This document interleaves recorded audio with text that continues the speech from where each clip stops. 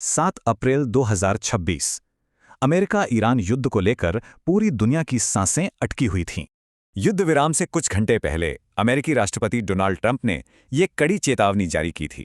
लेकिन डेडलाइन से ठीक पहले वॉशिंगटन और तेहरान 2 हफ्ते के सीज़फायर के लिए मान गए।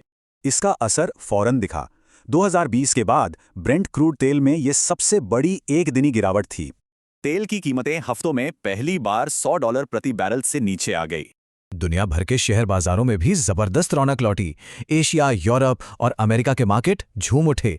युद्ध और ऊर्जा संकट का डर जैसे ही कम हुआ, कई सेक्टर्स को बड़ी राहत मिली। चलिए उन हाईस्टेक वार्ताओं पर नजर डालते हैं जिनसे ये समझौता मुमकिन हुआ। इसकी नींव रखी पाकिस्तान के एक प्रस्ताव ने, जिसके जवाब में ईरान ने अपना 10 सूत्रीय प्लान पेश किया। आखिर में जो समझौता हुआ वो एक शॉर्ट टर्म सोल्यूशन था, जिसका फोकस बातचीत शुरू करना था। अब दिलचस्प बात यह है कि स्थायी शांति के लिए दोनों की मांगें एक दूसरे से बिल्कुल अलग थीं। अमेरिका एक कंडीशनल डील चाहता था, वहीं ईरान की मांग थी कि सारे प्रतिबंध एक साथ खत्म हो। और ये मतभेद सिर्फ कागजों पर नहीं था, इसका असर तुरंत जमीन पर दिखने लगा। पाकिस्तान के प्रधानमंत्री ने ऐलान किया कि सीज़फायर में लेबनान समेत सभी मोर्चे शामिल हैं। लेकिन इजरायली प्रधानमंत्री नेतन्याहू ने फौरन इस बात को खारिज कर दिया, जिससे तनाव बढ़ गया।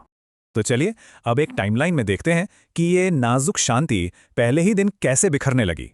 जमीन पर जो हुआ वो समझौते की भावना के बिल्कुल खिलाफ था और इससे तनाव फिर से बढ़ गया। इसी बीच खाड़ी के दूसरे हिस्सों से भी हमलों की खबरें आने लगीं, जिससे सीज़फायर पर ही सवाल उठने लगे। तो अब हालत ये है कि एक तरफ बाजार में राहत है और दूसरी तरफ जबरदस्त सियासी अनिश्चितता। ये टेबल इस तनाव को साफ दिखाती है। आर्थिक मोर्चे पर उम्मीद, लेकिन राजनीतिक हकीकत उतनी ही अस्थिर है। तो सवाल ये है कि क्या ये 2 हफ्ते शांति के लिए एक मौका है या फिर सिर्फ युद्ध में एक छोटा सा ब्रेक।